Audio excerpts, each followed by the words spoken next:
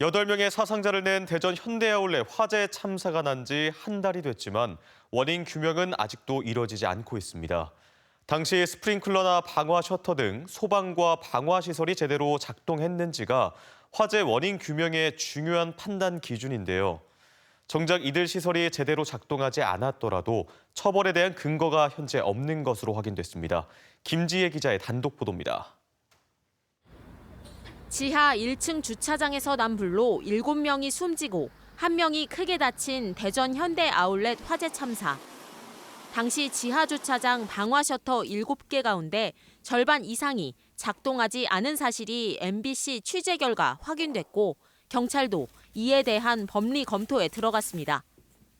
방화 셔터는 특히 희생자가 많았던 서쪽 화물용 승강기와 휴게실 부근 등 발화 지점의 반대쪽 4개가 내려오지 않았습니다.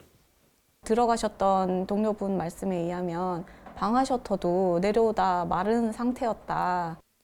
방화 셔터가 제대로 작동하지 않았다면 불과 연기 확산을 제때 막지 못해 피해가 커졌을 가능성이 큰데 이럴 경우 어떤 처벌이 내려질까? 현재 소방시설법상으론 마땅히 처벌할 근거가 없습니다. 방화 셔터, 방화문 등 방화시설이나 피난시설 등을 관리자가 마음대로 폐쇄하고 훼손해도 과태료 처분이 전부입니다.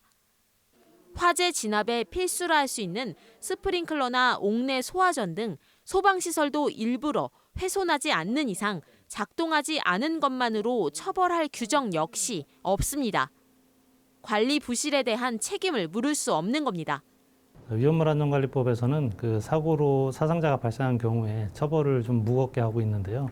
소방시설법에서는 소방시설이나 방화시설이 동작하지 않는다고 해서 처벌할 수 있는 규정이 없기 때문에 관련 규정을 개선해야 될 필요가 있을 것 같습니다. 대전 현대 아울렛 소방시설과 방화시설 등 작동 여부 감식 결과는 다음 주 나올 것으로 예상됩니다. MBC 뉴스 김지혜입니다.